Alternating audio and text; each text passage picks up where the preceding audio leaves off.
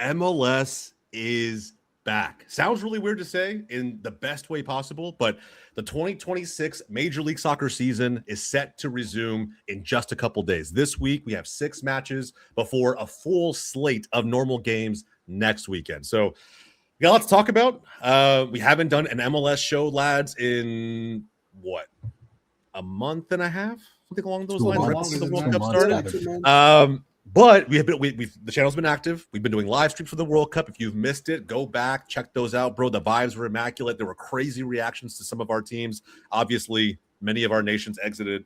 Of course, U.S. did. Mexico did in heartbreaking fashion.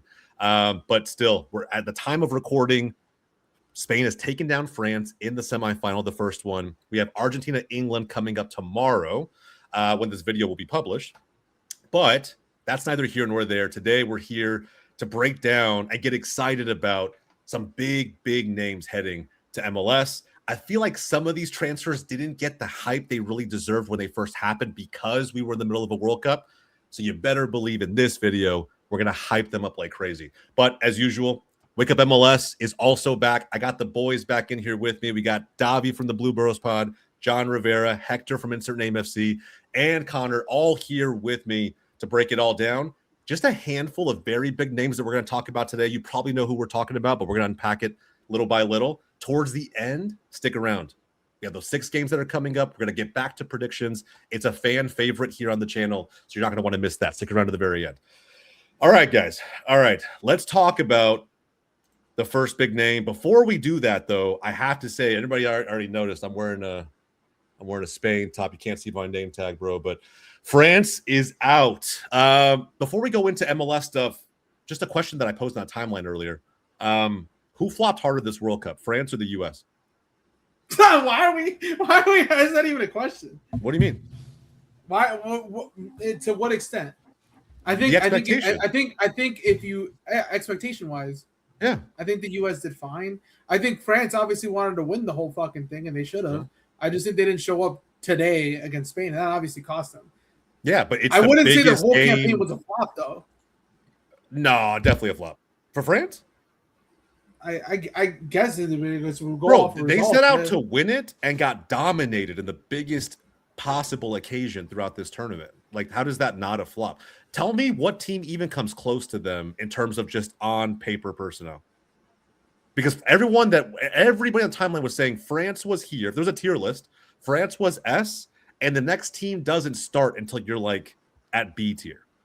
That's kind of what the vibe was. Like France was miles ahead of everybody. I get what you're saying because like everyone did tout as France as the outright heavy favorite to win the World Cup, and obviously the potential of them going to 3 straight World Cup finals, which is really is like absurd. And I get that part. And maybe if you look at it like that, but I mean it's also the World Cup. I mean no team is guaranteed a spot in the World Cup final. And I think also we should probably give props to Spain how they were, because maybe not the strongest attack that this is probably the best attacking performance I've seen so far in this World Cup for Spain. By far the best defense in the whole tournament too. But they've been defensively just stout, man. And I think that's kind of yes, sir. Best defense, only conceded 1 goal all World Cup. It makes me want to sign Laporte for Barcelona if I'm being 100% real. And I've never really rated that center back for a number of reasons. Part of them due to the fact that they played Athletic Club. But I agree. I think they've been probably one of the most complete teams. But we said it on this channel. We've heard other people say it. France was supposed to win the whole thing. Not comfortably, but they were clinically supposed to win it all. And yeah, I just feel like to that comparison, I feel like, in my opinion, I think Spain and France were a little bit closer than a lot of people gave it credit. And I think that was because of Spain's slower start to the tournament, because they didn't really start off coming off, scoring a lot of goals. Lamine was out. They had a little bit of a slower start. Whereas you compare it to France, France came out the gate scoring a bunch of goals. Spain normally does start slow in the World Cup, though. Yeah. But they picked it up, and they pick it up when it matters, right? Yeah. Whereas I feel like you're starting to see France. They kind of peaked when they should have been elevating, right? Is that an Mbappe thing? I don't even know if it's an Mbappe thing. I just think that they went so full force in the group stage, because you saw the results, and the results kind of spoke for themselves. They scored a lot of goals in the group stage and leading up to that. Then they play against Paraguay, and they struggle. and not in a game where you would say that they should have dominated against a Paraguay team. They beat Germany. Granted, it was in penalties, but they still won that game. Paraguay in the group stage didn't show much of anything. They go up against a big team like France, and then France wasn't able to get over the hump. And I think after that, they just they were getting results, but they just kind of stumbled into now where they were. I don't know, and man. I think I don't know about that. I don't know about that. People were really glazing France. No, I'm just saying. I think Spain picked it up when they needed to, and I think France was on a come down sense. I don't know. I think if you take anything away from that Paraguay game is France maybe struggles against teams that have a more defensive identity. Because I mean, Paraguay, that's kind of what they're known for. That's the whole thing that we heard about throughout CONMEBOL qualifications was that they're more defensively stout. Not so great on the attacking, but defensively they keep themselves in the game.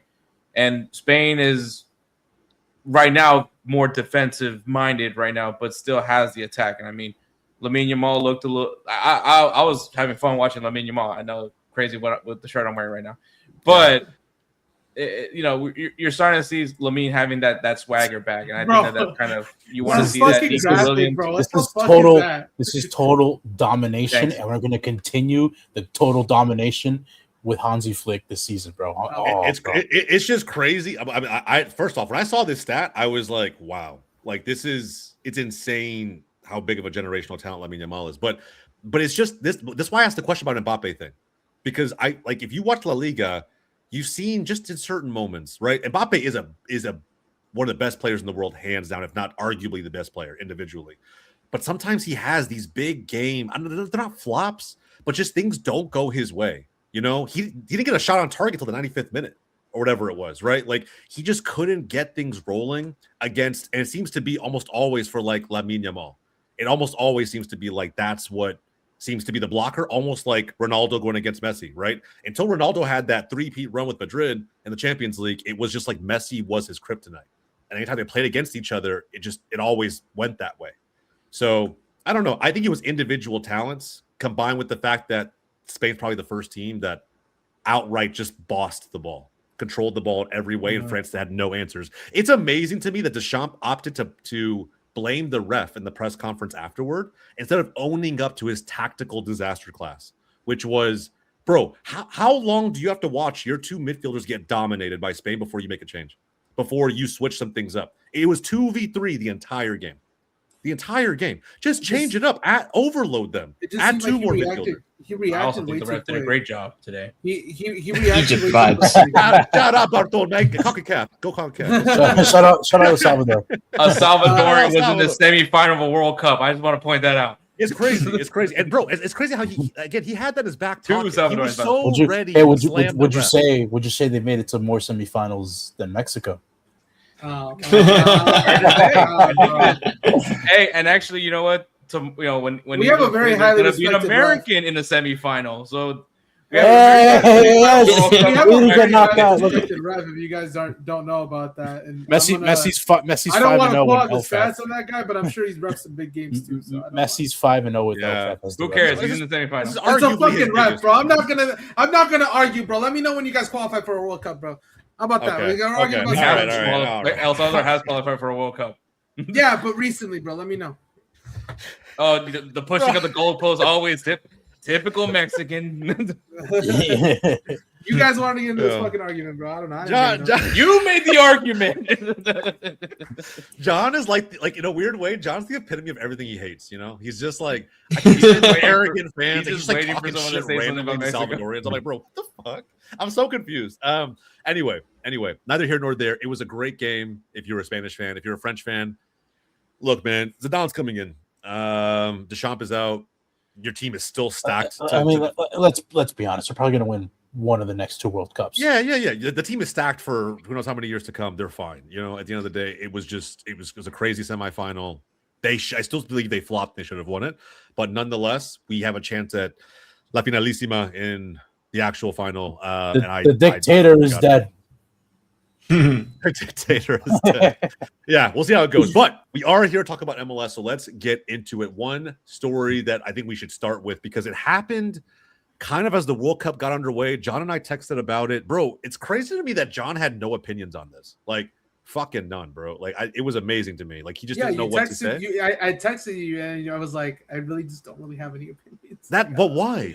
Why do you not care about Why? one of the best It's not that strikers to ever play the game? We got arrive? we got to add context to it because you're saying like, What's the context? it's not that I don't care. Hold on. Before you give the take, I wanted to show you guys this because for all my casual American fans out there, I'm even, like I said, I live in Market. I'm technically a Cowboys fan. This shit actually sent me. Check this out. Hector's gonna love this, bro. It says Kylian Mbappe today in Dallas. I was like, bro. I love that. I love no shot. No shot. This is what's happening, bro. Also, I That's believe so that funny. Spain has more playoff wins than the Dallas Cowboys have in AT&T Stadium. Bro, you know what's crazy about that? You say you say that, but I also found that that graphic. This is what Hector's talking about. These are the playoff wins in Dallas since 2015. Hey, shout out my Packers, bro. So yeah, you know, Spain's that out graphic. here. That graphic's Spain's amazing. out here dominating in my backyard. But yeah, I bro, love the it's key gif.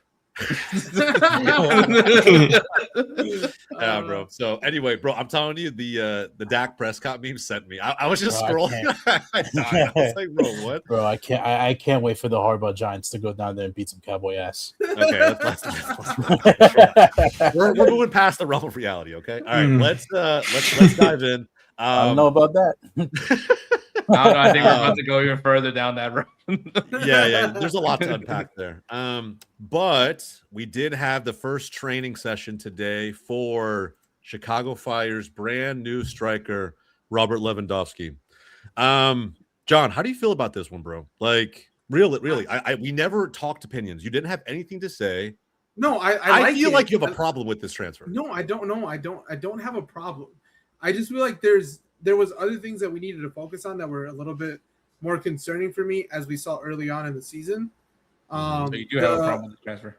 Oh my god. Here we go. Okay, so I can't. So with the loss of Guti, obviously, like that provided a big gap in the midfield.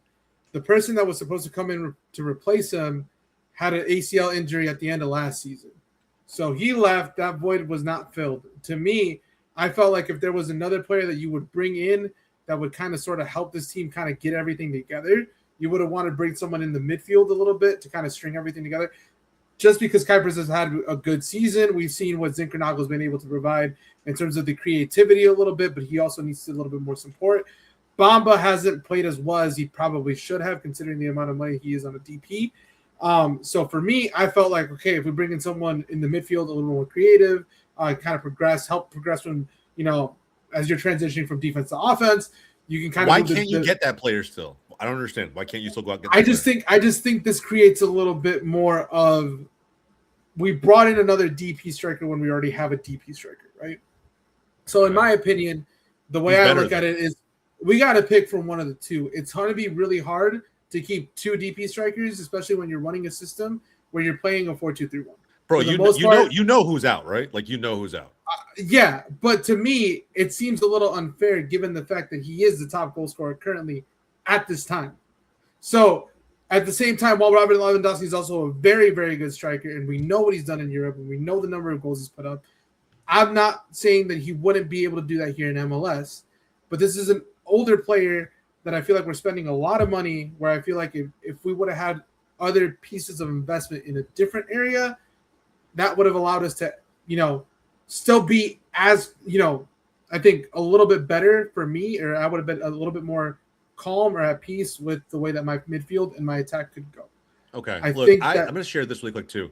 I think you look at this and I feel like, sorry, that was too much. I feel like you have room to take risks. I feel like when you're this high up in the table, you look at your team and, like you said before, right? You guys, you don't feel like whatever, like this was the highest priority signing. You should have gone for somebody more creative. I think that you're right, but I think that's what Robert brings you. I think Lewa is more creative of a striker than Kuipers. I think he likes to drop in and do a little bit of playmaking, similar to what Harry Kane does for Bayern. Mhm. I think we saw that at Barcelona plenty. It's what made him attractive to us, not just his finishing ability, but the fact that he gets involved elsewhere. He's not a big presser because at the end of the day, he's almost 40, right? But if you're not a high pressing team, there's so much value he brings. And oh, hey, yeah, he's pretty good at fucking bagging goals, right? Like he will get those for you. So I don't know, man. I feel like, yes, Kuipers is good, but when you watch him play, that's what he is. He is a cherry picker in the best way possible. He's a finisher. That's what he does. He doesn't get involved a lot of the game off the ball, right? Or off of those attacking opportunities. Lewa will. And that's why I think, hey, Kuipers, when Lewa came in, had to give up his number. I think the next thing that's going to happen is like he's going to come into the locker room at some point throughout the season. His name's going to be taken off the damn thing. And it's like, oh, hey, go see coach before you put your shit on. Because I don't know if you play here anymore.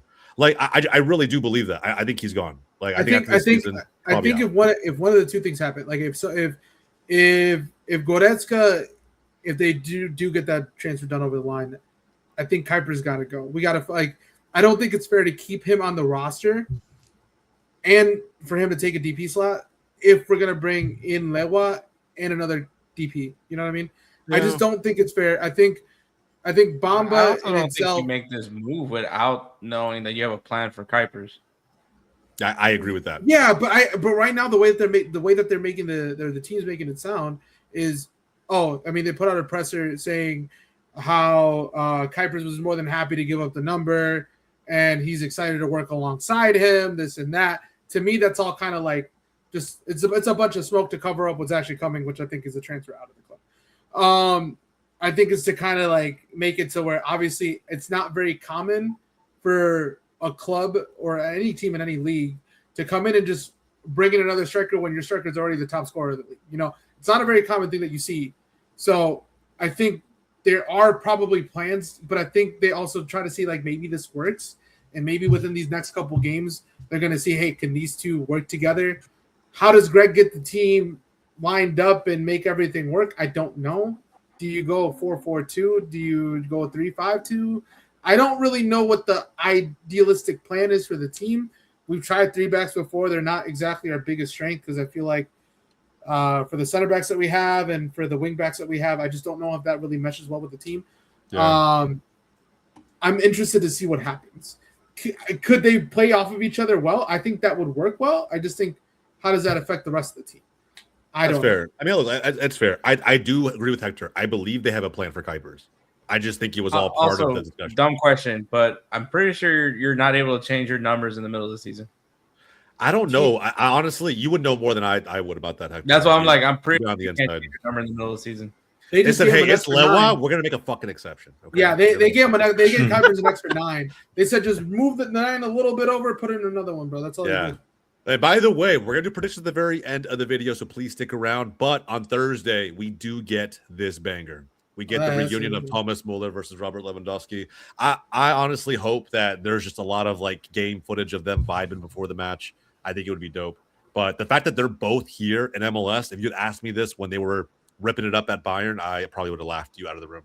But yeah, are we going to see Chicago, LA Galaxy, so we can see that Lewandowski Royce reunion too? Dude, I need that meme to happen in real life again. I really do. I look at each other and like, yeah, I need that to happen again. That shit was lit. Those are vibes. Wait, this is actually the first matchup for them. For them too? Yeah. Wow. They reunite on. Because I don't think he ever played. So that's like the very first matchup, like back from the break. Yeah, technically, it's like if you're watching Apple TV that night, it's the second game of the night. But like, yes, it is like their first game back for both teams. You couldn't have written it any better. Yeah, bro, it's crazy. Like I said, I don't hate the signing, and I know a lot of people like it's gonna bring people to the stadium for sure. I mean, Soldier Field just needs to get more people in there in itself. Because I think our attendance wise, when you watch it on TV, if you're watching it on Apple TV, and what many people are there. What did that help you guys out at the new stadium you guys open up to for like season TV? Yes.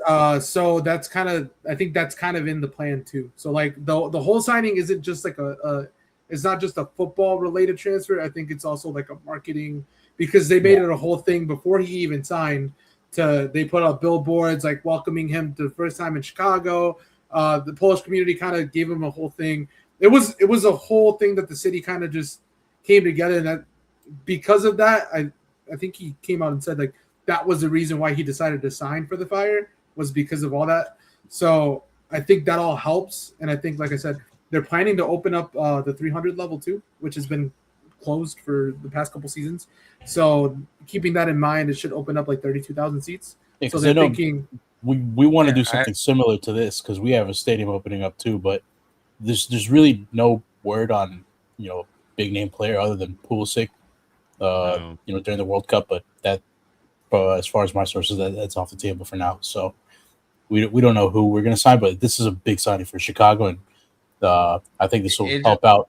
This will help out the market because that market's hasn't been the best in MLS, and Chicago fans have they've suffered for quite a long time. With just bad teams and bad results, and a terrible stadium situation when they were at Bridgeview. So it's good for them that they're finally getting around to like actually being in Chicago, the city that they're based in, and then getting a big name player like Lewandowski, just to kind of like the cherry on top of the cake. And I've already had a lot of like my IRL homies that don't even care, don't give two shits about MLS, being like, "Hey, when are we gonna go to the Fire game? When are we gonna go see Lewa?" Like, this is what I'm saying. Yeah. This is why you have to care. You have to have an opinion on it because it is the biggest transfer in not just Chicago Fire's history, but arguably the city altogether, right? Anything like just it's one of the biggest sporting moves the city of Chicago has made by far. Yeah, I think it makes a lot of sense just because of obviously the Polish influence that Chicago has. I don't know about biggest signing in Chicago. I still think that's Cuauhtemoc Blanco, because there is a lot of Mexicans that live in Chicago. Yeah, that's fair. I mean, to be fair, there was other DP. There's a lot of Polish though too. There's a lot. But here's the difference. Here's the difference, and this is the divisive thing, right? Because Cuauhtemoc, obviously, America player, that whole thing with it, right? So like, you probably we're gonna get a lot of like the Chivas fans, things like that. Like in that market, it's kind of different with Lewa because there's like but Chivas fans still understand how big that was. Oh yeah, they understand how big it was, but there's also that allegiance. So it's a little different when you talk about those two sets of markets because So are they booing Cuauhtemoc Blanco when he plays for El Tri? Like but it doesn't matter. There's people that do that though. And that's the thing. There's people that do there's that. Some. Yes. I'm just saying, man. Cuauhtemoc Blanco was a big deal when he went to Chicago. I mean, he's literally the uncle that his knee didn't go bad. So I mean, at the time too, if you think about it, if you think about it during that time, the reason why it was so big is because you didn't really see many Mexican players go outside into MLS too. Yeah, like that was also another thing. So that in itself, that transfer was huge for many reasons, not just, because it was Cuauhtemoc Blanco. The most, like I said, the most exciting part about this is it's not just Lewandowski coming to MLS, right? That would have been exciting no matter what. It's like he's almost helping to establish some culture at a city, soccer culture at a city that I think is already embracing it, but really needs to grab a hold of the Fire and what they're building. And it's like one of the best sports cities in the country. And they're now getting a piece to their already good soccer team in MLS, who's going to ideally get better from this. I don't know, man. There's so many positives to this. So many positives. I know that and this is what you do amongst the hype of following after a World Cup. Yep. Still think it's crazy that Chicago was not a host city, but I mean, wild. They just wanted too much. They just wanted to. The city's broke though. That's the thing. And so it's like. But I mean, this is how you follow up the hype. You bring in a player that most people will be able to identify, and not only that, but I think can still contribute. So I think that this is all in all, hopefully a good signing for Chicago. The logistic. I get what John's going at. The logistic is still kind of weird because what do you do with Kuipers? There is still some other positions that you might want to still address in this summer transfer window. But it's still the summer transfer window. There's still plenty of time to make those moves. And, who knows, maybe Kuipers is on the way out. Can I pose this question, and only because we were really linked to them or to him before? Do you think Neymar's transfer would have been bigger if the Fire would have actually signed him than this Lewandowski signing? No. In what way? No, yes. Because I think if you bring in Neymar, that's a huge name that – it's a huge name. Yes, I agree. But it's like it would be the equivalent of. I'm not saying Lewandowski is not a deep cut. Like, I mean, most people know who Lewandowski is. but more people know Neymar. That's true, but I think it means more. Like again, and I say this because I was born in Chicago. I grew up there before I moved to Texas. The Polish community runs so deep, and there are things that matter to that community ethnically that just don't matter to anything else, to anybody else. They haven't had many stars to cheer for in general, right? Like, who's the best Polish player to come out of that country? Best player to come out of Poland ever? It's got to be Robert Lewandowski. And so to think that it was probably such a far-fetched idea for arguably your hero, if you're a Polish player, there's so many who consider Lewa a hero. Neymar is a big player, and they know of him, and they'll go watch him. But they'll give a shit way more, like care, like cry when the Fire lose in playoffs, care emotionally about what happens to Robert Lewandowski. That's what I mean. I think it means more to them than if Neymar came. Neymar, it's like it's a big name, come and go. Whenever he leaves, and it's like, hey, it was a cool run. That's how I see it all going down. I see what you're saying. I see what you're saying. They love that man, and I guarantee that was a big reason why he chose that, because he was probably getting more money from Saudi, probably had better offers out there, but he ended up choosing, I think, where he knows he's going to be loved. And so I think that this is a huge move for the city of Chicago, for the Fire, for Triple G. Triple G, you cannot fuck this up. So that's another thing, put it too. To you this way, for the amount of stick y'all give him, he's brought us very good signings since he's took over as sporting director. To be fair, this is a very good recruiter. Yeah, to be fair, this was the first job where he's been given that autonomy to like be everything, be the GM, be the coach, be everything. But in credit to that though, bringing in Zinchenko on a not even a fair. Even but player, first off, I should slow your roll because it hasn't worked yet. Like, you're third place in the East, and like I get that. I get that. But I'm telling you from where we were. Where we were and the players that we had. I think the players that he's brought in, they brought in a certain profile that you don't miss Shaqiri, bro. Come on, bro, stop. Like we know that didn't work. Bro. We know that what is this rage? What is this rage bait, bro? Like at the time, even during that Shaqiri era, and even a little bit before that, you didn't have players that I feel like were playing for the club that brought to a certain level. Like you didn't have those. Guti was one of those. Guti did, players. but Guti was also an academy player, so that's different. But Greg got rid of him. And Greg didn't get rid of him. He wanted to leave. So like, and why do you want to leave? Why do you want to leave?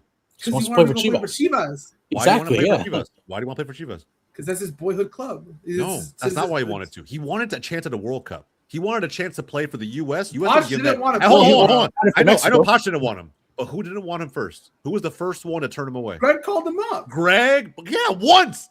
Multiple times. He just didn't use him. He called him up for friendlies. He did not value Gutierrez. He did not value Brian Gutierrez. And this is also why I don't rate Greg that highly. But again, it's a different conversation. Okay, but at the same time, but it's national team setup versus club.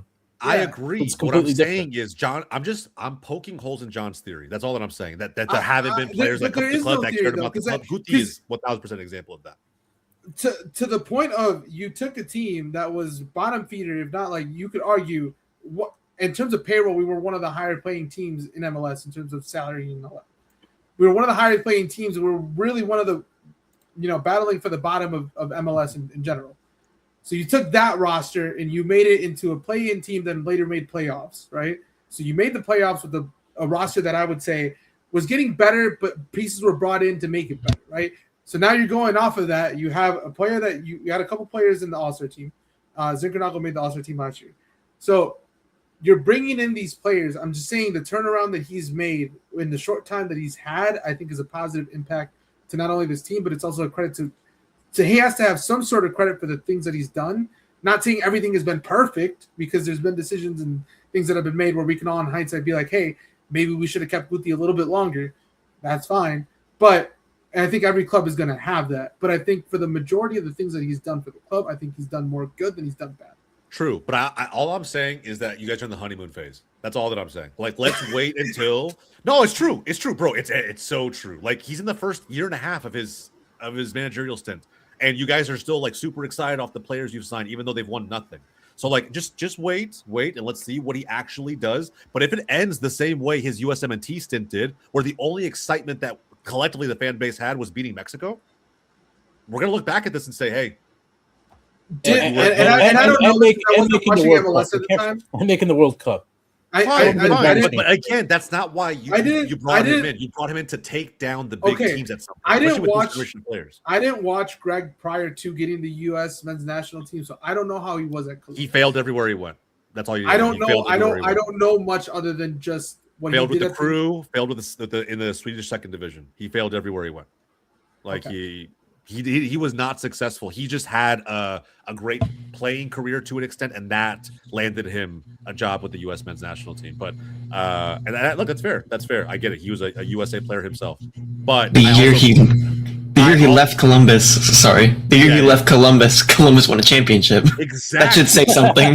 Exactly. That's what I'm saying. To me, he's just not a great manager. His players are doing a lot of the work. He's a great recruiter. Wait, so you mean to tell me the year Greg leaves Chicago, they're going to win a championship? Probably. If anything, you should be begging for this man to go out. You should be begging for it. Because it sounds like you guys may win one at the moment he leaves. But we'll see. I just think in the moment and what we've seen in the past recent managers that we've had, it's not. It's not hard. It's not hard to do better. It's not hard to do better. No, John. I get you. Because you've seen so much losing to the point where it's like, it's kind of normal. Bro, we went through Ezra Hendrickson, Ricky, dude. I've seen so many.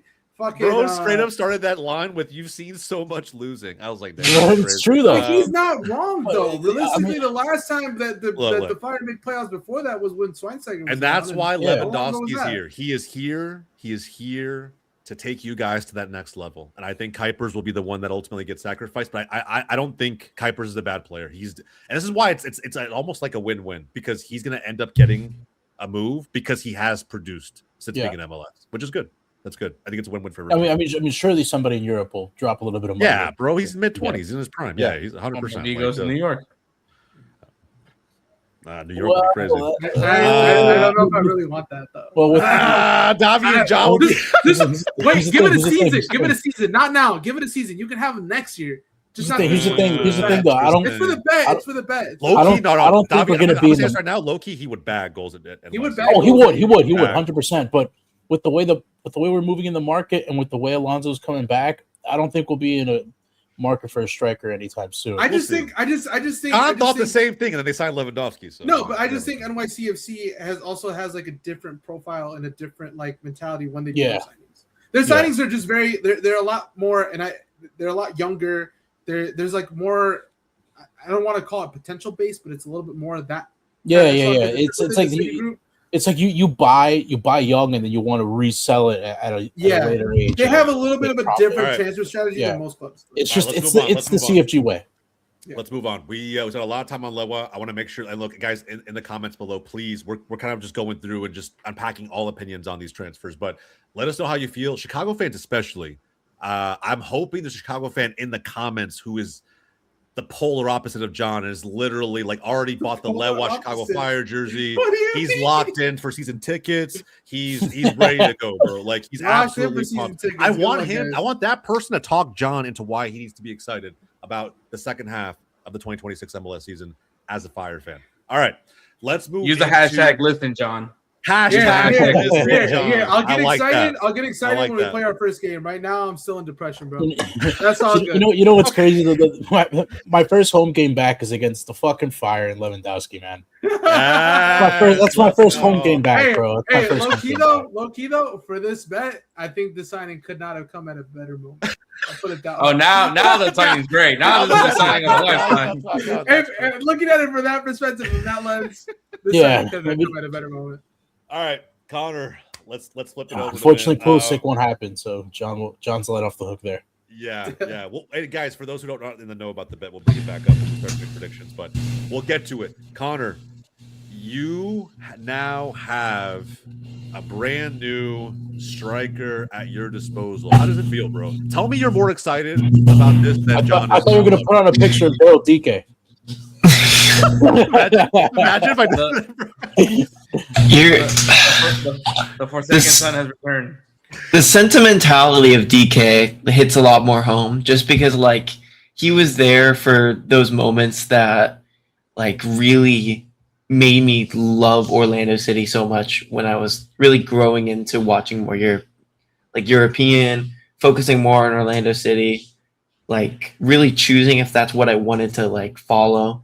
And, you know, DK, Nani, Mueller, watching them play really got me into watching Orlando City so much more often. So seeing DK back trust me, it makes me so happy. But, you know, seeing Griezmann's a new level. We saw Kaká, we saw Nani, and now we're going to see Griezmann. I think that Kaká either didn't care as much or just wasn't as there in comparison to like Nani or Ojeda, because they're producing a lot better numbers, and I see a very good stuff from them. I'm hoping that we can see some of that dedication from Griezmann, because he just played in the Champions League, semifinal with Atleti?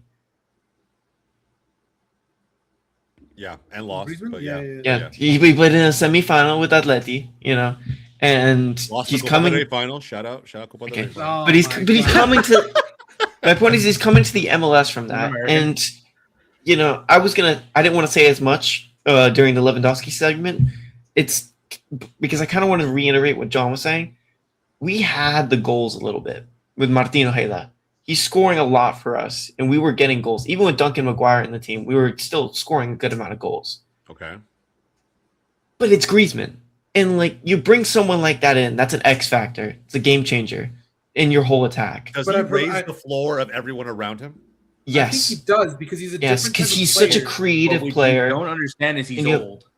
No, that's not the case. He's old. It's over. It's over. No, he's old, man. I don't want to go back to a whole. I understand what you're going to say, John. But No. I fundamentally disagree with I'm you. talking about Griezmann.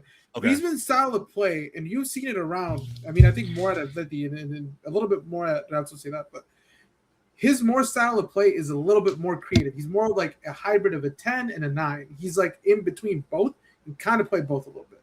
So I think when you talk about elevating the floor of the rest of the team in Orlando City, I think they need that a little bit more in comparison to how much like the Fire needed Lewandowski's goals. If that makes sense. I don't know about this is what I'm saying. No, I think it's more comparable of like Martin Ojeda and Griezmann and Kuipers and Lewandowski. I think they're both very similar profiles. Hold on. One's clearly better than the other. Yes. One's clearly better than the other, but like they both play a similar role in the team.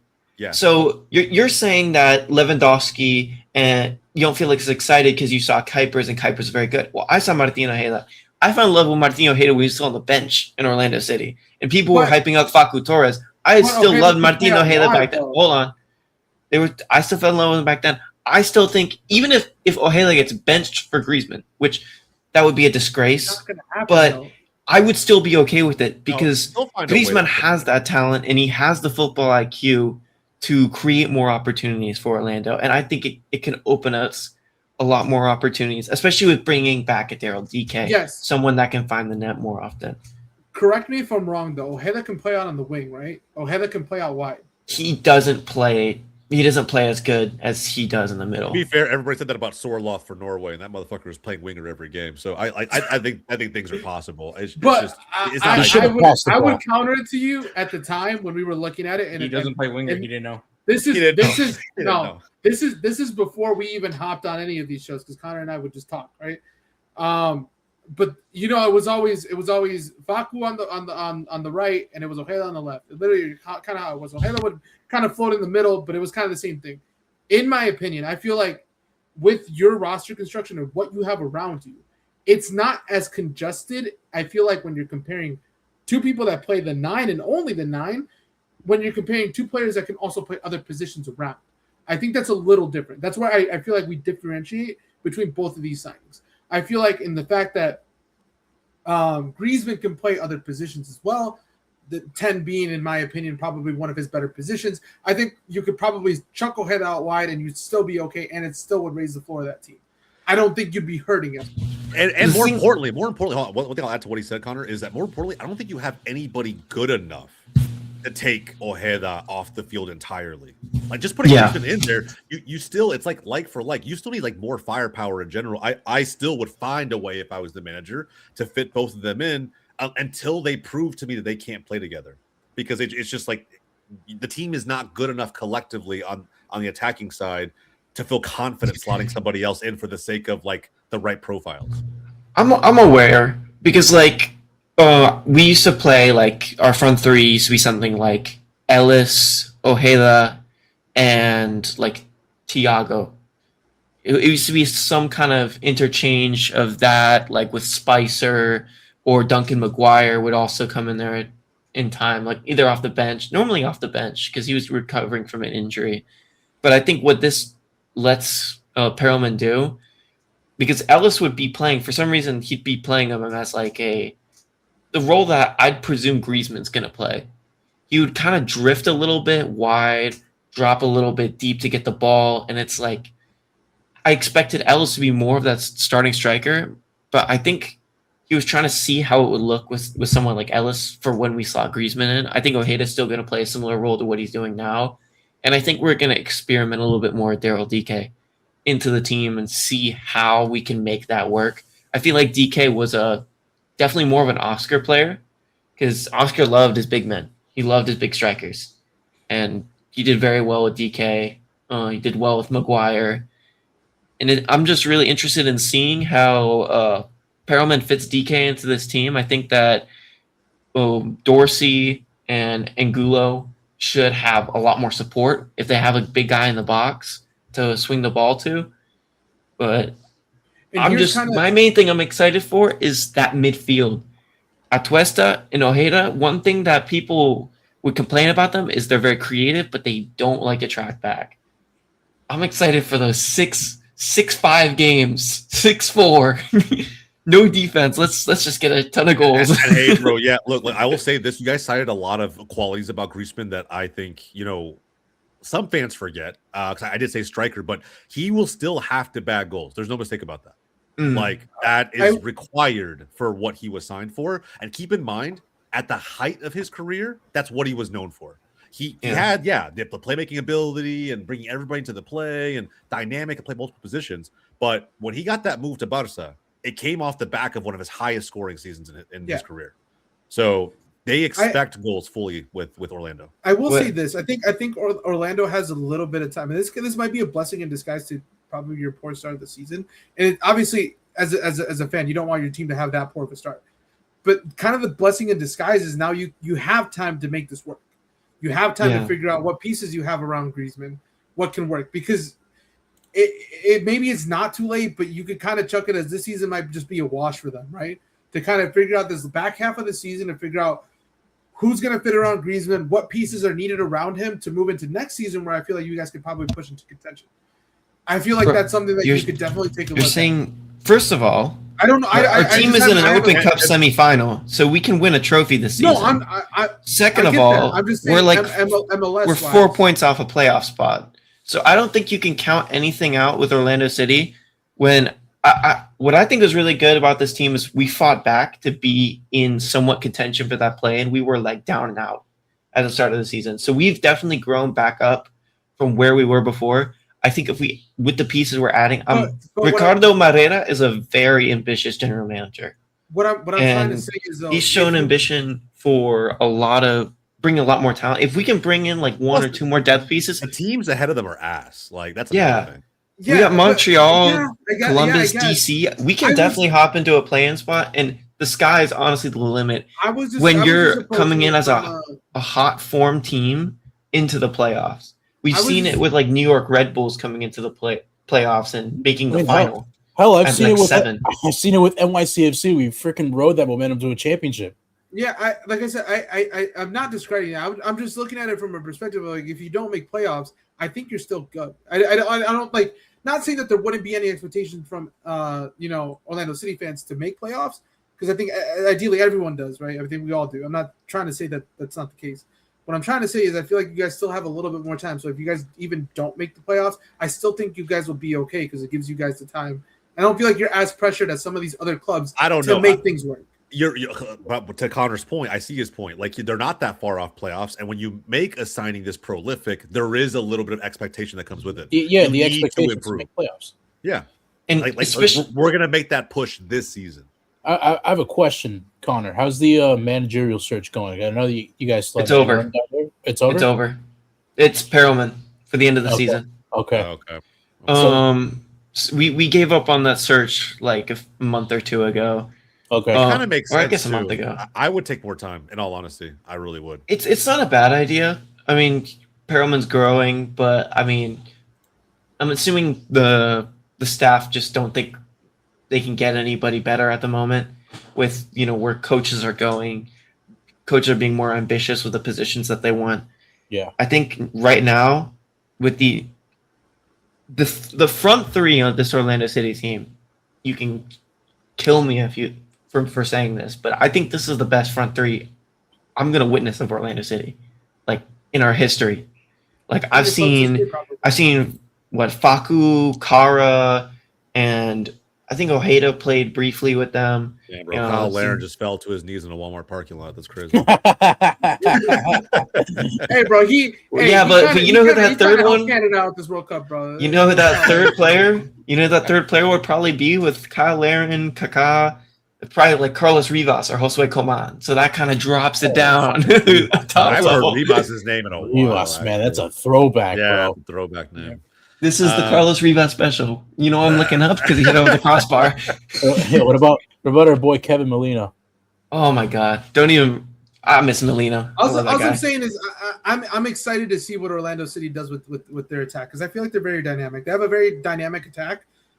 If you guys can figure it out either this year, probably not this year, but more than likely next year with the defense, I think you guys are set in a good spot to even contend and push through. I do like the team a lot. I'm telling you, man. I think it's almost like too good to be true. This is the worst the East has been in quite some time. Like, if there was an opportunity to take advantage of that and climb a few spots, this is it, bro. Like, I feel like if Griezmann does this, and look, they're not going to make if they made a run in the playoffs, it'd be fucking crazy. I'm not expecting that, but if he helps them lock in even above a wild card spot, get one of those 6th or 7th place spots, I don't know, man. It's crazy what can happen. We've all seen it. So, yeah, man. I just think currently the East is very top heavy. One more thing, I'm not sure if y'all saw, but Marco Pasalic, the reason I didn't mention him is I think he's officially leaving to Hull. Like I was going to ask about that too because he got some stints for Croatia, and I was like, you know what, I could see him getting a move. Like he put a post on his Instagram, pretty much saying thank you to all the fans, and he's and that he's going to miss Orlando or something like that. And it's like, yeah, he's gone. That's the most I cheered for Pasalic in a game, by the way. Like watching Croatia play this World Cup, I was like, that's the most I've cheered for. Yeah. Hey, you got your moment with Musa. Bro, I freaked out. It was amazing. But yeah, I think it's just Pasalic had, like, for the minutes he got, it was a decent World Cup. I think they sold him for 7. I think that's what I saw. It was reported 7 mil to Hull. I saw like $9 million. Yeah, it was somewhere around. I might have been looking at a different figure. I don't rate the championship as much, so. Yeah, how much you guys paid for him? But that's not in the championship. Oh yeah, that's right. Because we bought him from Croatia. Championship. Yeah. Hey, they're going straight back down. I'm so sorry, Holt. Yeah, sorry, man. It is what it is, bro. Transfer market says 4.8 million euros. If Pasalic is the reason why they stay up, bro, good investment. I'm just saying. Oh, we'll never hear the end of it. He's probably a depth piece for them. I mean, like I can save you guys the suspense. I saw miracles, bro. I saw a player from my team keep leads up in the Prem. So fair, but I'm saying that was also okay. So we're gonna say that with the op manager. By the way. On the same. Okay, we're not gonna have that conversation. I'm just saying. Sunderland stayed up this season, so you never know. I know, but they're going right back down. We said that about many teams, bro. My last thoughts on Orlando are that I like the depth a little bit more with our attack than I did before. I felt more nervous with Ojeda playing so many more minutes and just not being able to rotate so many players. But I think with Ellis, Griezmann, Thiago, and DK, I feel a lot more comfortable being able to rotate those guys. And Tyrese Spicer, off the bench too. Yeah. Because he's a very good energy guy. And I think if attacking numbers improve, you mentioned high scoring games because your backline isn't great. And I respect that take and I agree. But I will also say teams will naturally, if the attack starts improving pretty quickly, naturally start sitting back a little bit. So your backline will have more room to breathe. And that's a big thing. It does things to grow confidence, or at least not to demoralize you because you've been getting dunked on the whole season. So I think there's a ripple effect from this for sure. I think Perelman's going to need to like you said, watch the attacking numbers, and I think he'll, like you said, he'll be able to be, the team will be able to be more comfortable. But I think he'll be able to be more comfortable with experimenting, because earlier in the season he was conceding 5 goals, we weren't scoring, and he had to just throw the whole thing out and start something new. That was a rough watch. I'm not gonna lie, Connor. I know we watched a couple games together, but that shit. It's not one rough loss. That was like 4 rough losses. I know. That's what I'm saying. We saw some rough shit, bro. Yeah. We've seen some things. Yeah, I felt that. All right. Look, well, again, Orlando City fans, or guys, if you're like a French national team fan, Atletico Madrid fan, hell, Real Sociedad fan, a Barcelona fan. If you're a Barcelona fan, you probably hate Griezmann. In which case, I don't blame you if you don't comment. I really don't. How do you stand on Griezmann? How do you view him, Jose? He was a flop at Barca, but he wasn't the biggest flop. Like in that era, Coutinho was a much bigger flop than. 100%. So it's just like, you know, we spent a lot of money. It's kind of crazy that Dembele is the best signing out of those 3. Yeah. I want to forget that whole fucking era. Can't argue that one. Yeah. Man. And I say I can't argue because it's also not saying much. Like that just shows you the level of what our attackers were doing in that era. It was just like, yeah. Dembele missed 2/3 of the games he was supposed to suit up for Barca and had a totally a better run. Hey, so that doctor had a job, bro. That doctor. True. But Griezmann won a trophy. Griezmann, and he scored in the Copa del Rey final when he played for Barca. So me personally, I don't mind Griezmann. I don't blame him for. In fact, it's one of the few trophies he's won in his fucking career because he didn't win shit at Atleti. I think. In fact, the years Atleti won the title were when he was with Barca. Yeah. So. Yeah, and then when he was at Barca, or when he's at Atleti, Barca was just dominating La Liga. I will say, once Griezmann left France a little bit, you saw kind of there was a little bit of a different type of creativity that was going on with France. I wholeheartedly agree. I feel like France played better when Griezmann was on the team than not that he's not there. Yeah, and arguably they have better players now. Tailor-made for the French national team, though. At least his time there. So again, he carried them to a World Cup in 2018. So I agree. Yeah. Fantastic player. We're glad he's here. I expect him to fully make waves in Orlando. But again, guys, let us know in the comments. And he loves America. The transfer. And yeah, the dude has loved America forever. So for that reason alone, he loves basketball, bro. He loves, bro. I think he just loves America. No, he loves the NFL. He loves everything. He loves America, bro. Straight up. Yeah, he loves American culture. America just drips all over Griezmann. Honestly, shout out him, bro, because I know he plays Football Manager too, bro. He's like me. All right, now we will see if this next guy we're going to talk about loves America the way he does. It's hard to tell in his time with the Brazil national team at the World Cup, but we have not talked about it on the channel, so we're going to do it now. John, talk to me a little bit, bro, because obviously he played for United. Casemiro. Locking it in with Inter Miami, somehow still making big money moves like this, or at least big headline. This was a transfer that I was actually worried about, and not because I thought that it was a bad transfer, but because of the way that he ended his United stint. A lot of fans, and I don't know, you can say on the timeline, a lot of people felt that way. A lot of people wanted to give him another year extension for him to stay, just because of the back of the best season he had in United in this whole entire 4 years that he was there. Was the best plus it's either that or Ugarte, so I don't blame you guys. Well, to an extent, it was that, right? It was you pick your poison. But he honestly was playing very, very well. So when I heard the rumblings of this rumor kind of starting and he's gonna go and all this stuff, I was like, bro, there's no fucking way, because I thought I was getting rid of the gremlins that were fucking Inter Miami from years past. Now that Jordi Alba left and all this other shit, and I was like, God, I hope it doesn't happen. But now that it happened, I mean. It's a very good signing for them. I mean, I think I don't know how you guys compare it. I think we've talked about this, a little bit off camera. I personally think Busquets is probably the best defensive midfielder to ever play the game. But if I had to put another person in there too, I think Casemiro is also one of the best center defensive midfielders to ever play the game as well. I think he's very, very good at what he does. He's a good cleaner of the ball. He puts in a tackle. He for the most part always puts in the shift.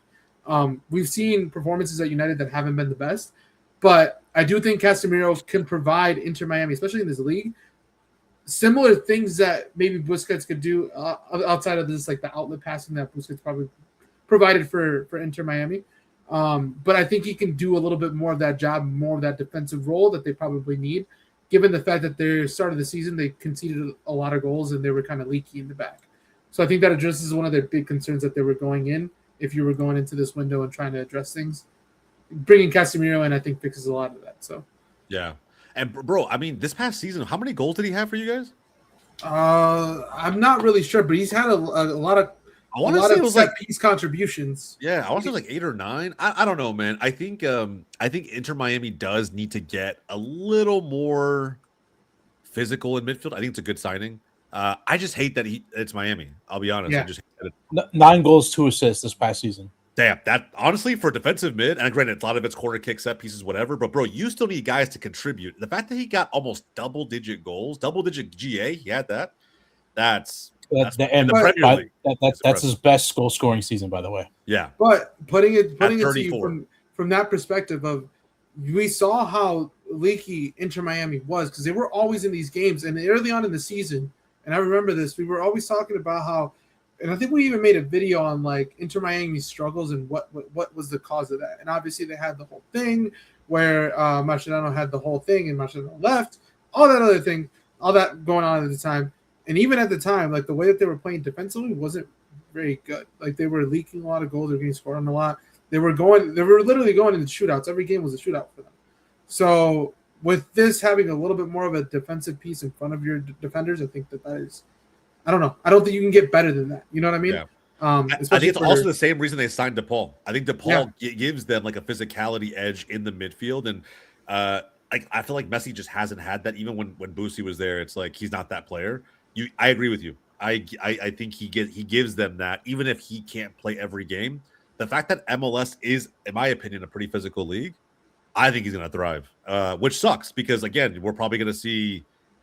I mean, I don't know. Is Miami going to go back to back? I don't know, bro. Like, I think there's interesting teams depending on, like I said, like what I don't know. I don't want personally, like it's going to sound biased, but I think our attack to that defense can create damage as well as I think their attack can also damage our defense as well.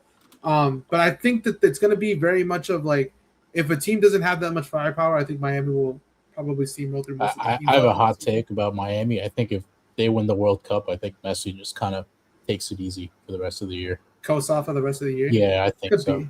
I don't think that's necessarily a hot take. At that point, like, does MLS really matter that much? No. I mean, when you come back to back off, like, the biggest stage in sport, I think MLS is quite minuscule to that.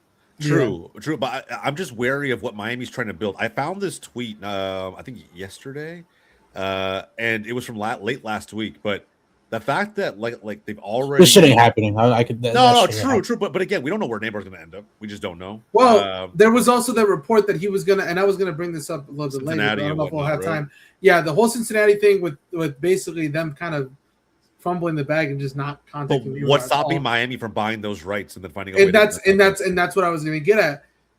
What stops this from happening realistically? I mean, they're all boys. Suarez is probably gone. I'll be shocked if Suarez is still here by the time Neymar were to arrive in MLS and with Miami. But to be honest, he could realistically arrive this year too. So this shit still could happen. It might not probably after this guy, but this Casemiro signing could be the catapult to bring Neymar over to Miami. This to me is crazy. But like Vizinho was like not even known. Yeah, and then like he faces Messi, loses to Messi in the World Cup, and then he's on the verge of becoming his teammate. Yeah, so there's that, and people don't forget. I mean, people often forget. It's not just the attackers, bro. I still believe bringing Mikael back to MLS was like a major move, and their backline suffered a lot the last couple seasons. Hector knows how damn good he is. I think arguably he was a top 3 center back in MLS or top 4 center back in MLS before he left, in my opinion. I hated playing against him in Houston. So I don't know, man. It's just like one of those things where if this is what they build, a Galacticos here in MLS, bro, I'll honestly be sick. Like it, I don't know. I mean, I'm not arguing for parity. They'll get more hate than what they already get, though. That's the thing. Yeah, they'll definitely get a shit ton of hate. And to be honest, I think along the MLS community, I think everyone kind of equally feels the same way about Miami. So I'm not going to try to beat a dead horse. But we all know, even without Neymar coming in, this Inter Miami team is still a team that is very, very potent, is very powerful. I don't think it's a bad signing. And for the people that think that, hey, this is an old guy, he might just come in here and have a field day. I think a lot of people said the same thing about Busquets, and I don't think Busquets really did that here. So No. I would wait and I would caution before we criticize the Casemiro move. I'm interested to see how this team looks with him, and I think they're going to be a lot more dangerous, not only going forward, but I think even defending, they're going to be a lot more stout defensively than they've looked at the beginning of the year. Yeah, I agree. All right, man. Guys in the comments, man, I like there's only so much to say about this because they're making Casemiro just making a great team in this league that much stronger. So if you love it, hate it, whatever it might be, let us know in the comments down below. The last transfer I want to bring up really quickly because it did happen, and I don't know how to feel about it, but we'll talk about it really quickly, and then we'll go into our quickfire predictions. But I wanted to bring up Saint-Maximin. I think him going to Charlotte. The reason I want to bring this up because it is a big signing. Like no matter how you look at it or cut it up, I mean, at the end of the day, he was a Premier League winger before he left. How long did he spend in Saudi? He spent the time in Saudi, then he went to America, played like 4 games for America, and then went back to France. Yeah. So and yeah, it's just he bounced around, right? But like he left for the bag and then just like was trying to figure out what his next big move was going to be after that. And this is a direct replacement for Wilfried Zaha, who we can all agree had a somewhat tumultuous time with Charlotte. Thank God he's gone, bro. All he did is bitch and moan. Thank God. I think Zaha was bitching and moaning. Although I will say this, Saint-Maximin is one of those flair players, one of those very skillful players. I might sound a little harsh, but I just don't think Zaha has ever really produced to a level where like GA wise those numbers have appeared. I think he's a very creative player. How that transforms into wins and into results. Okay, but coming into the league, how did you feel about Zaha before he had played a single game? I thought Zaha was going to do better because I think Zaha was also he wasn't just a flair player, he was also a goal scorer. With Saint-Maximin, I've never seen him be a goal scorer ever in his career, really. I mean, he's had crazy goals, but yeah, he's never a consistent. He's not like a consistent like bagger, which I feel like that's something that Charlotte also needs. I mean, they have certain pieces, but they're not like they don't have an out and out like that this player is going to score or has the potential to score week in and week out. I don't think Zaha gives. I mean, Zaha, but Saint-Maximin gives you that. I'm interested to see what they look like because I don't know what kind of player you're getting here. It's hard for me to really say. He's still a younger player than Zaha. Do I think the profiles are different a little bit? Yes, because I feel like Zaha was supposed to be more of a goal scorer. And I think you're getting more or less of the same. I just don't – again, I don't know what to expect because I just don't think that Saint-Maximin he's a big name, and I think the streets know him because of, what he's done in the little highlight reels that he has. And obviously outside of that, people that play FC – or FIFA. Bro, he played 4 times for America, and John fucking hates him, bro. It's just like it's not. He didn't do shit for America. I think it also depends where he plays because I think I've viewed him more as a winger. I don't know about. Yeah, he's definitely more of a winger, and that's what I mean. I agree. He's not even assist wise. Never really had that big numbers, so I don't know. Yeah, how are you watching Newcastle United? So. Yeah, but even then, though, like the numbers speak for themselves. I'm just saying, like GA wise, if you look at his career and his numbers that he's produced, never really produced much of anything in terms of impact. Like I'll pull it up right now. Yeah, but like he was still a nightmare to play against, right? And that's the one thing about watching him play. Like that's why I think Hector asked like how often you watch Newcastle back then because he was a problem. I still think it got him the move he wanted out of the Premier League, a big money move. And yeah, bro, since then it hasn't panned out for him, but it's not to say that he won't thrive in MLS. I just don't think him by himself is enough to fix Charlotte. Mm-hmm. That's my only take. Just like Zaha wasn't enough. Like you need someone who's more of a glue piece to kind of build around. I don't think Saint-Maximin's that. But at the same time, like he should improve this Charlotte team. I would be shocked if he was worse than Zaha. Like I would be shocked. I don't see that happening at all.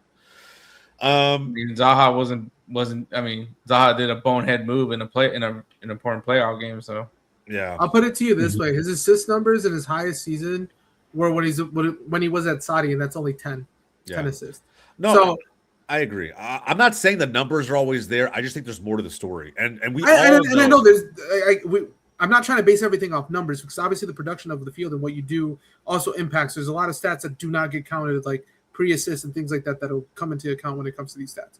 But I just don't I don't know. Like I said, I don't think that's enough for Charlotte. Charlotte needs something different. Charlotte need a goal scorer, and I don't think Charlotte has had that throughout their time here in MLS, season after season. They just come on, bro. What you talking about? Come on, give him some credit, bro. See, he's a hater, though. He's a USMNT hater. So what about Toklamati? Is he just translate something to wins, bro. I'm sick. Like, also, they have Dean Smith, bro. Okay, I've worked. Okay, all right. Translate it into wins. Translate some into wins. Win some shit, bro. Coming from the guy that was talking about how he was in the trenches with Chicago Fire. That's true. Hey, it's not. It's beautiful now. I will say. Okay, I know, bro. But you remember how many times John gave up? Kind of beautiful now. John gave up, bro. He gave up every usually year. Right around August, September, every year, every fucking season. He's given up, and then like he comes back. The honey gets mad at you for giving up again. Oh yeah, we're up again, and then he's preseason we're up again. The sky's blue, fucking sunny outside, birds are chirping, and then by the time we get to blame me for being an optimistic fan, bro. Optimistic is not the word I would use. Hey, at the beginning of the season, if you don't look at your team with rose tinted glasses and say, "Hey, this is the season we might fucking win a title, bro," what kind of a fan are you, bro? Why are you competing? At the end of the day, that's what you gotta look at it every year. No matter how shit you are. The average L3 fan thinks the same way. I'm just saying. Hey, just saying though. Just saying it doesn't hurt to dream a little bit. You know what I mean? A little This bit. is where you introduce logic into the situation. And then your expectations kind of level out. Yeah. But I say that as a skeptical fan. I'm also a cynic of the U.S. It's not like I'm a cynic of just Mexico. I kind of hate both teams at times. Like it's wild. But can I break some news here as we're we're recording? What's the breaking news? LA Galaxy are about to announce a new signing. By the way, really soon. I have no idea who it is. They just dropped a kid. What the fuck is this? It's great news. Great news. Dropping a transfer really soon. Dude, that's like the worst. I feel like he's rage baiting me right now. There's no fucking way he just did that, right? Anyway. No, let me look into it. Homie said, "Let me drop some breaking news." That is breaking news, bro. It's breaking news.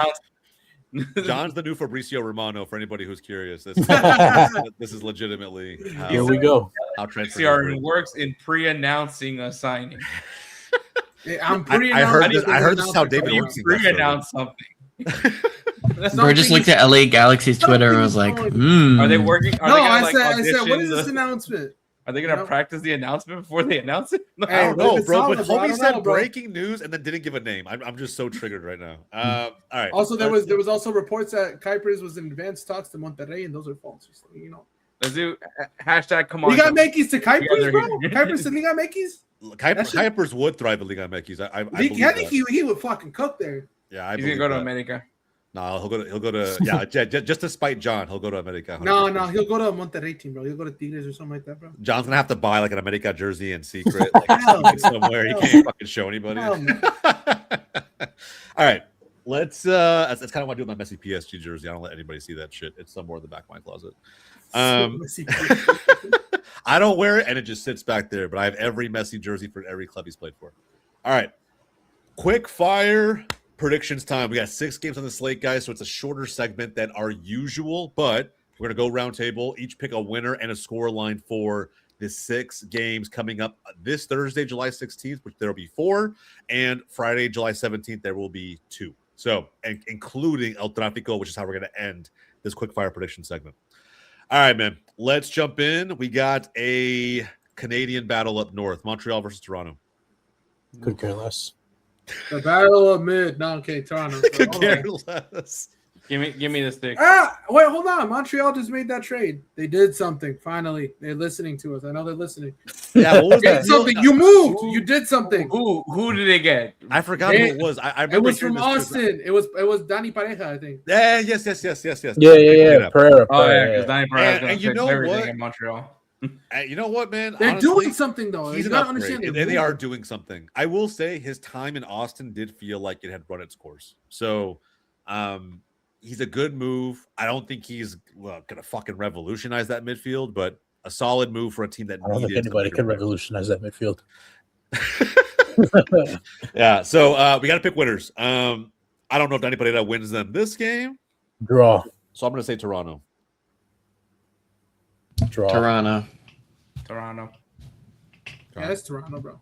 All day. Bro, how you going to hype up Montreal with that signing and then like you just shit on them? You already know how it is, bro. They signed a guy They hate me, bro. doing They hate me. something better Bro, than most Toronto- people are. Montreal fans hate me, bro. Let's just keep the hate coming, bro. All right, fair. Okay, but actually better than Robert Lewandowski, apparently. Speaking of Robert Lewandowski, we have Chicago hosting Vancouver. Lads, 7:30 on a Thursday night. Bro, I'd be down for a watch along. No bullshit. I'm down, bro. Provided my I'm kids, down. provided my I kids ain't not doing born shit. yet. I'm I there. might be I'm down. there, I bro. might I'm be there. down. I'm there. Are we I'm there. there? Are we Yeah, there? I will I'm let there, you know bro. I'm tomorrow. there. I will let you know tomorrow. But guys, Pending we might be a having baby. a watch for that. Pending a baby. Pending a baby, we will be there. This bro, I think Lewa Bags won on his debut. Who agrees? I think he bags too. Is he starting, or do you think he's going to come off the bench? I think he bags too. Bro, he's gonna say they didn't need Lewa, but he has a bag in 2 I in his think, debut. I think he scores a penalty. I can see that. Actually, I can see him missing a penalty and then like I don't. scoring Here's scoring the a thing, cherry though. picker. I don't think he starts, but I think I'm gonna paint you a picture. You don't think he starts? Just like I did the Mexico. It's Lewa versus Muller. You don't think he starts? I'm gonna paint you a picture, bro. Bro, I think he they needs both to start. start. There's no way you build I up think this they much hype both for start. Lewa I not think. starting. Hold on. I take that back. I think they both start. Yeah, but I think how often do you start a guy right after you just? I mean, I Yeah, know but he's been training bro, with Chicago. they're gonna pack out this stadium. I think they start both. I think he goes with 2 strikers up top. I just don't think. And I think Kuipers and him both get 1.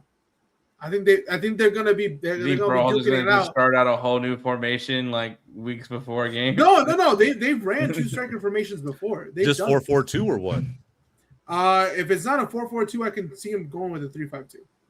They play 3 back. Fucking Greg, man. Do I think Greg. it's the smartest thing to do against this Vancouver team? No, not running 3 in the back. Fuck no.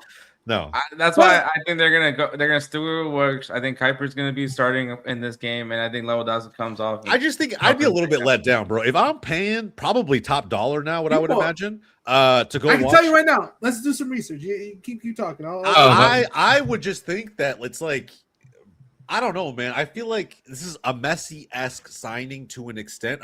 Did Miami? I mean, Messi came off the bench What in his first game? Yeah, he came off the Yeah. bench. against Cruz Azul. I scored a free kick, right? Yeah, that's League's Cup. That's League's Yeah. Cup. Also, that's League's Cup too. Top of it. It's his But, debut match. Still. I'm Yeah. taking Vancouver, by the way. but that was like, bro, no. that was like a day or 2 before the game, and I think even then he got minutes. I feel like with this much lead time, I don't know. I can see him starting, but Damn, they're asking for a bag. how much? They're How asking for a much tickets? bag. How much are tickets? So for the typical section that I normally go to and sit at when I'm at Fire games, normally those tickets are like $50, $60 on a regular basis. Okay. Right now they're Really? ranging from 150 to like 200. Yep. So find you a bag if you're trying to go to go a watch Fire the game like Polish this. phenomenon that is Robert Lewandowski, Bro, and they opened up the 300 level, bro, for this game. How much is that? The for the 300, that's like 50. Yeah. I am not sitting. Ain't no one sitting 300. Josh to go for the 300 level. He goes see Right. Robert. he ain't gonna pay $50 to go see Robert Lewandowski. Bro, I would pay $50 immediately. If I lived around the corner, if I lived around the corner, I'd be there right away. But I don't live around the corner, so I'm I think it's close to the same. I would drop 50 an hour. Man, Like, dude. all right, So I would, but I'm just not. I'm just all not, right, fair. not around the corner. All right, I think predictions. I'm gonna The excuses, go. man. Fucking No, 3-hour it's too drive far. after I work, bro, can't I'm drive leaving. all the way there. I'm gonna go. Bro, It's it's a a signing I don't give it's two a shits 3.5 about. hour drive to Chicago, bro. Not a I'm real fan. making Not a it real there. fan. Not a real Not a real fan is crazy. Not a real Robert That's Lewandowski a fan. season ticket holder of the Fire, bro.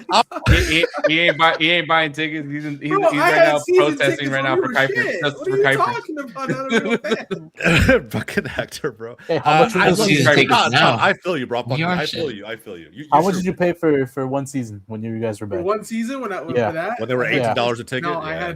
I had 2 seats. I think I paid. Big baller. Was it a little bit over 17 for both? 1,700 for both? It's not- Or for both seats. It's not terrible. It wasn't terrible, but No. that was when we were shit. I don't know what it is now. Yeah, but it's not that bad. I definitely played less for FC Dallas, but that is when they were bad, like 2011, 2014. They were fucking terrible. This was after they went to MLS Cup final. They just like dipped. Mind you, I paid $300 for Buck season tickets, and that was when we were decent. So well, either way, we got I don't pay too much for NYCFC, but that's going to skyrocket as soon as the stadium. The new stadium, yeah. I swear to God, I thought Dobby was going to say as soon as we signed Pulisic. I was like, bro. No. I was like, bro. Hey, it might still happen. It's not this year. All right, John. Does Robert get it done? Opening game. Yeah. No, we get it done. Okay. All right. Dub for Chicago. I'm kind of curious if Hector goes full hater on John here, or if he just like he's gonna go full hater, bro. He said he doesn't want to pay. Yeah, Vancouver. This was tough, bro. Because it's not like it's not even like a hater take because easily Hector could say Vancouver's just one of the best fucking teams in the league, and they are. So it's like it's not even a bad pick. I'm gonna go draw. And they're trying to keep the team in Vancouver, you know. Yeah. So as you always advocated for. As I always advocated. I don't think you've said anything otherwise. I've never once called them any other city. Oh yeah, didn't you say that they were gonna go? All right. Hey, whoa. Calm down. Relax. And there goes the joke. All right. I'm gonna go draw. Connor? Oh, I said earlier, Vancouver. Okay, I forgot the hater in you. I had to dunk on John real quick. Yeah, I remember. And this is why I want Argentina to lose is another reason. I keep adding on to my fucking reasons why I want Argentina to lose tomorrow, bro. Keep adding on, bro. He's at the 13 reasons why stage. All right, Davi, on you. Sure, he's at 20 at this point. I'm gonna go Vancouver 2-1.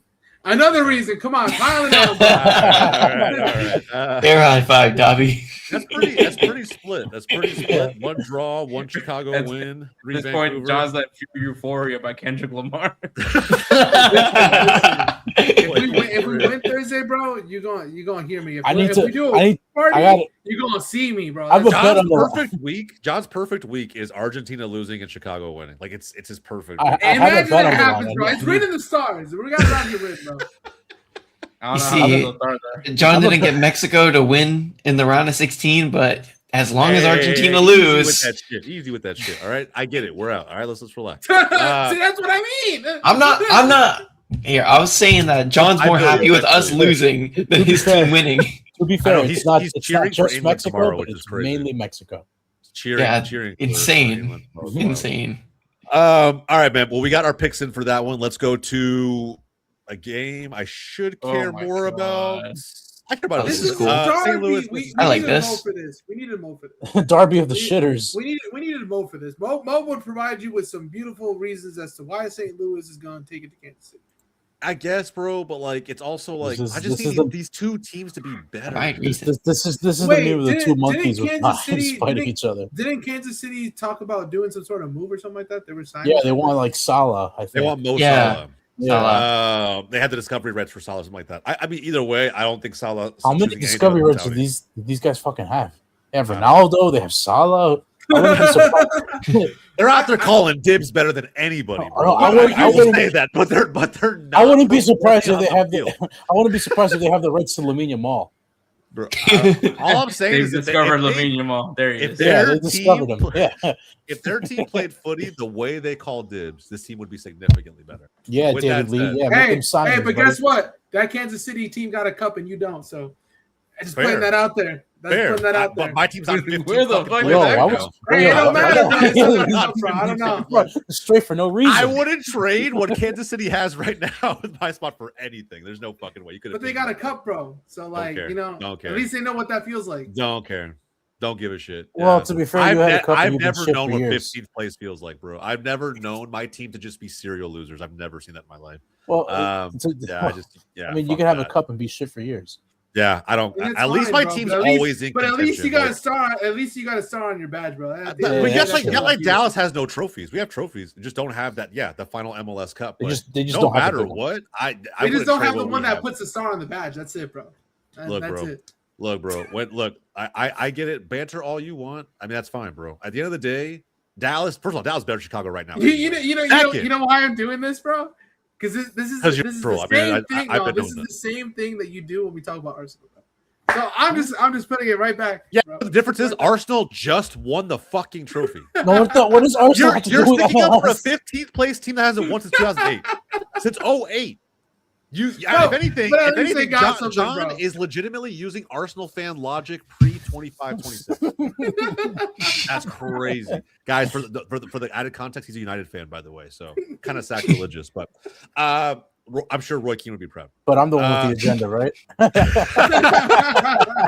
It's everybody against John. It's everybody against John, guys. Hey, bro, look, It's all good, I bro. love We John. the hate. John's getting the Someone has to Argentina be the fish. villain of the show, bro. I'd love it to be me.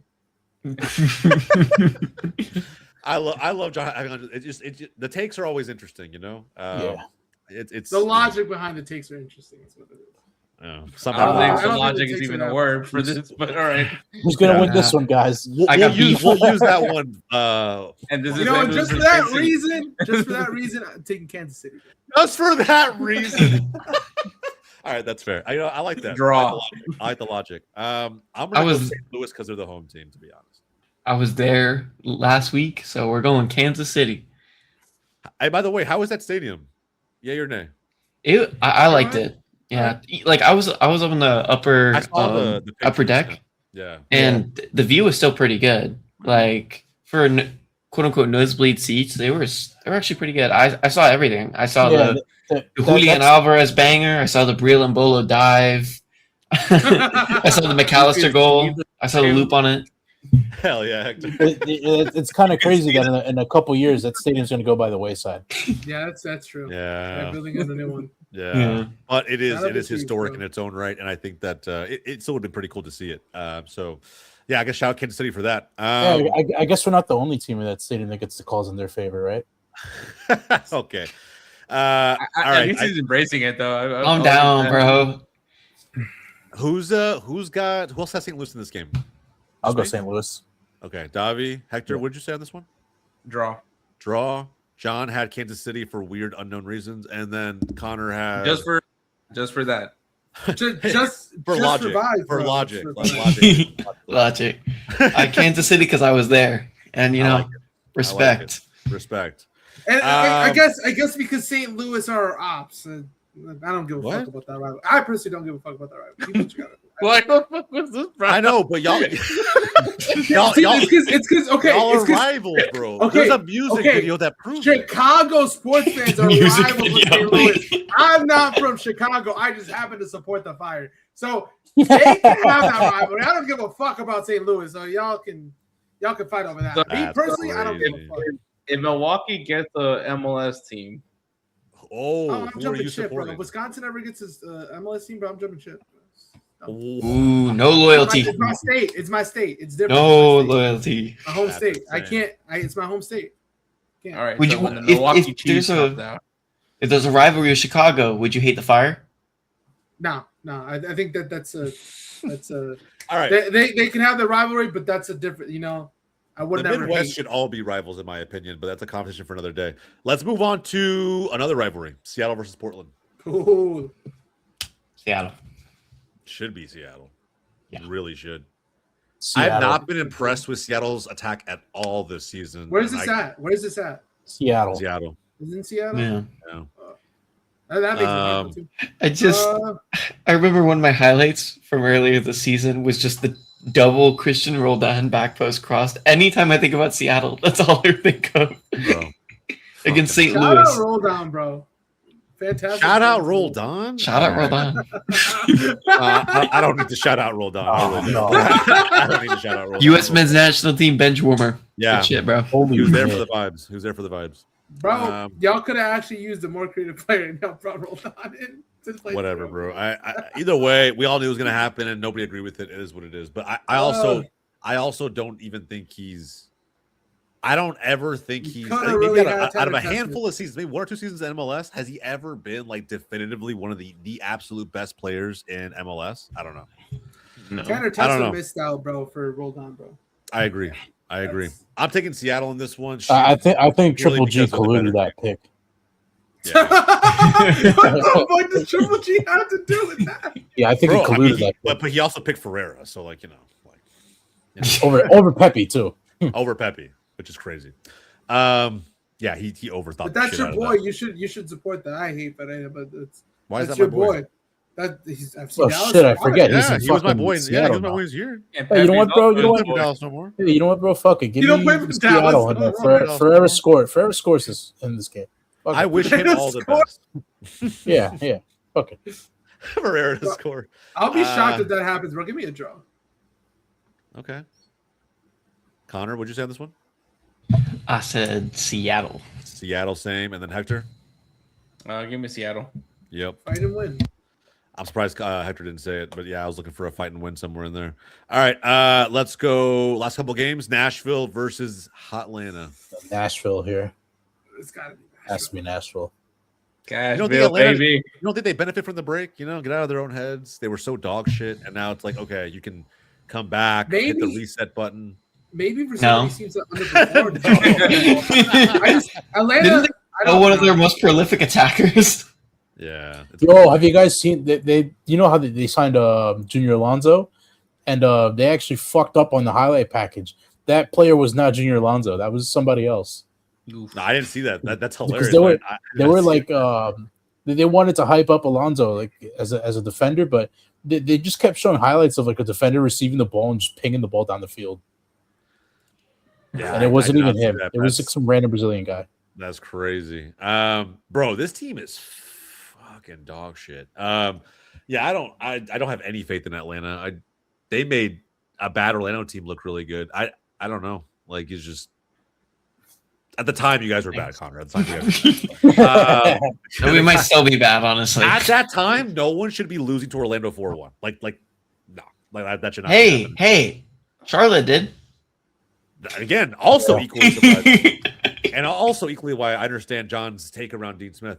I think with Nashville, it's just too much of a test. I'm surprised we even scored 5 goals on them without a striker. Here's the thing: how does Nashville respond after the break? Because they started off so well. Didn't they just sign somebody? I think BJ and the boys got Yeah, them going. they sold that Tunisian guy, the Tunisian winger. Yeah. They sold him? Yeah, Mhm. yeah. Okay. Bogart said that today.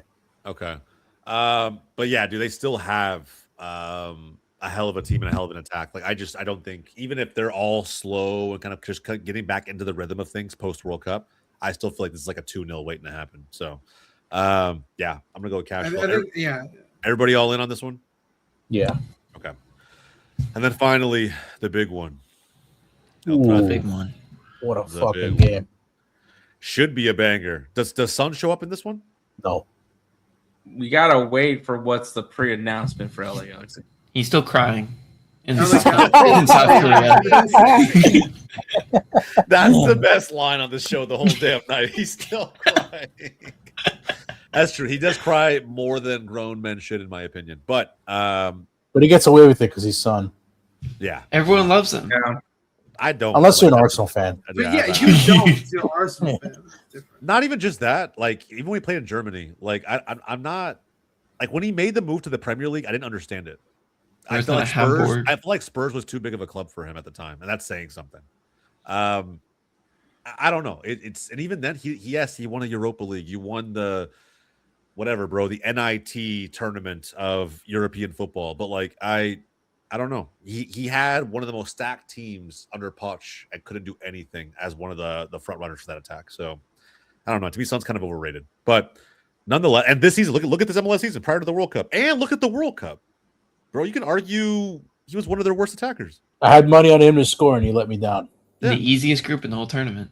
Yeah. Oh, I don't know about all that, but I mean, one of the easier ones. One of the easier ones. I'll totally concede that. One of the Oh easier man, ones. typical Argentine. Always gotta throw jabs at Mexico whenever he gets a shot. Hey, I'm just being objective. Canada got an easy group too. He's being as objective as John would be. Hector, let him off the hook, Bro, they gave us such a hard group, man. Do you know how hard it is to compete with Get to Paraguay and Turkey and Australia? It's such a hard group, man. It is. It is. Argentina It reference. was. It is. They're referring to Argentina. So I don't know, man. I think Son needs to have a big second half of the season, which is why I asked that question. I don't think we're gonna get it. I don't think we're gonna get it, but to me, at some point, we gotta start having hard conversations about this player. I think he scores at some point. He probably bangs a couple. I mean, but the question is right now is with that concern, is LAFC still better than LA Galaxy right now? Galaxy lost Peck. It's a big loss. It's a big loss. But they're going to announce a player. But they're going to announce somebody. But and when we know who it is, it's probably going to be a banger. But until it's breaking news. We got breaking news. They're going to announce a guy. Yo, what if it's Salah? That's still one of the best. That's what I'm saying, bro. I'm not gonna lie, John trolled me so fucking hard. Like that was. I was so excited to hear what the name was. I think breaking news. I know the player. Miguel Berry. Oh my god! I've never been like so. After an amazing stint at Charleston Battery. Bro, it's just crazy. Is that where he went? I do not know where he went. Yeah, I don't know where he went. I don't know where. I know it's USL. Did he? Yeah, he went to the USL. Charleston Battery. Right.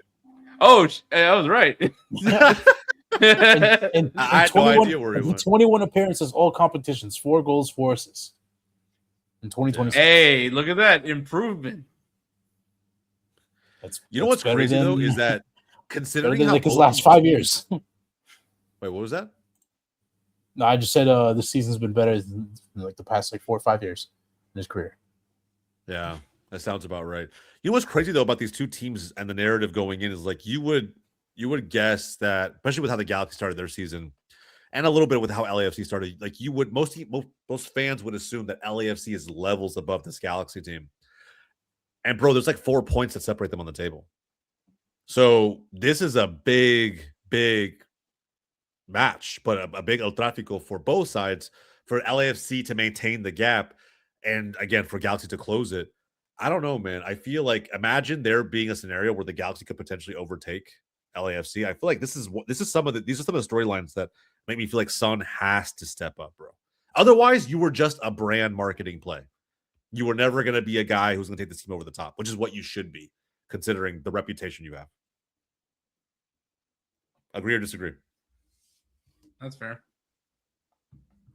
Yeah, I think Bouanga and Son were supposed to just dominate this league. Like when Son came in, I thought that was the whole thing around that transfer. I mean, it's definitely better than Giroud. Oh, yeah. By far. Yeah, by far. Yeah, that's not saying much, but I mean, still. I mean, unless he goes to Lille in 2 months. Yeah. I don't know. I think this game is going to be tight. I think they will miss having someone like Peck. Peck wasn't in great form either, but he's still just a massive loss for the Galaxy. Whether they make a signing before or at any point sometime soon, it's not going to matter so much for this game. It's coming up so quickly. So to me, this match is most contingent upon how LAFC decides to play this game. Just how they open up, like what they look like energy-wise, form-wise. The first 15 to 20 minutes will tell me everything I need to know about this game. I think I'm going to go with the Galaxy. I think the LAFC has not found a way to figure out what's wrong with them on the attacking side. I think some of them actually hate the manager. I think the fans hate the manager and are not backing him. I think there's just a lot of like discontent right now in that camp. And I think most importantly, bad Galaxy teams have beaten good LAFC teams in this game in the past. So I think all form goes out the window. I'm going to go with the Galaxy. Galaxy's the home team in this one, right? Technically, yes. Where's it being played? Is it the Rose Bowl? Diggs. Okay, so truly the home team. Truly the home team. How do you guys feel about this one? So I have Galaxy. Who are you taking? Give me a draw. Damn, John's playing it safe tonight, man. 2-1 Galaxy. Okay, I like that one. Hector? LAFC. LAFC. Yeah, I think after losing Peck, I think LAFC are just going to take this one barely. All right, man. We're a little bit split on this one, too. This is good. I'm excited. I think 2-1 Galaxy and Sun still cries. I like that take, too. Double tears. Look, man, I'm just personally glad MLS is back. Not that I don't love all of the World Cup chaos. I miss the World Cup group stage so badly. I cannot express how much I miss it. But at the same time, the fact that MLS is coming back into play with these types of rivalry matches, it is the right way to get back into this before you get a full slate or a full evening of all teams playing at once. So yeah, I'm excited for this. But the league is back. Transfer season is upon us. Here. Yeah, the league has it from here. So no, you should have had it from here 3 years ago, but you fucking fumbled it, didn't you, Don Garber? We're not going to unpack the Garber hate right now. That is a conversation for another day because I do want to have that conversation. I think that's a good video. That's it. It is a good video. We could do something like that. It is a good video. But with MLS coming back, I want it to be positive. I want there to be vibes. I think this show was honestly today. This video was great. I think it was vibes all the way around. Ton of banter. John with his logical takes. Like, it was great. I loved every part of it. You know me. I'm here to provide it. So. Yeah, he's the ball knower on this show. I think Lewandowski. I think that, again, hey, maybe he's on to something here. Maybe he's on to something. He might be on to something. But more importantly, we hope the audience is onto something. If you guys agree, disagree, have any takes of your own that maybe you thought we should have unpacked on today's video, drop in the comments below. As usual, like the video, subscribe to GOLZ TV. Bro, in this World Cup period alone, we've gained somewhere between 400 to 500 subs. I would love to push that as hard as we possibly can. So again, if you enjoy MLS content, if you're looking for a new MLS channel to follow between now and the end of the season, we are that one. Subscribe, share, do all of those things. As always, we appreciate you guys. And more importantly, I'm extremely appreciative of the audience, of course, and my co-host. So from everybody here at Wake Up MLS and GOLZ TV, my name is Jose. That's Davi. That's John. That's Connor. That's Hector. We'll catch you guys next time.